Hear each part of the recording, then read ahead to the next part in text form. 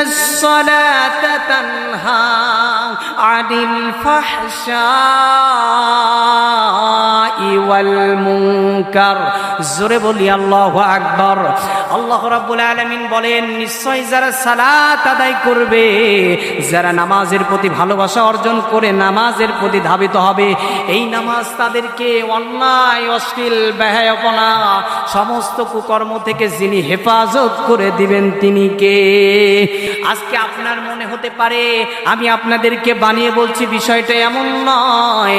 আমি আপনাদেরকে বানিয়ে বলছি, বিষয়টা এমন নয়। কুরআনুল কারীমে সেই মেসেজ দিয়েও আমাকে আপনাকে জানিয়ে দিলেন। কুরআনুল কারীমে 29 নম্বর সূরা আনকাবুতের 45 নম্বর আয়াতে আল্লাহ তাআলা মেসেজ দিয়ে জানিয়ে দিলেন, ইন্নাস সালাতা তানহা আনিল ফাহশাই ওয়াল মুনকার। জোরে বলি আল্লাহু আকবার। আল্লাহ রাব্বুল আলামিন বলেন, নিশ্চয় যারা সালাত আদায় করবে, যারা নামাজের প্রতি ভালোবাসা অর্জন করে নামাজের প্রতি ধাবিত হবে, এই নামাজ তাদেরকে অন্যায়, অশ্লীল, বেহায়াপনা, সমস্ত কুকর্ম থেকে যিনি হেফাজত করে দিবেন তিনি কে? কিন্তু সম্মানিত বন্ধুগণ, আজকে নামাজ আদায় করছি, অন্যায় ছাড়তে পারছি না, অন্যায় থেকে রিমুভ পাচ্ছি না। তার মানে বুঝবেন আপনার নামাজ হচ্ছে না।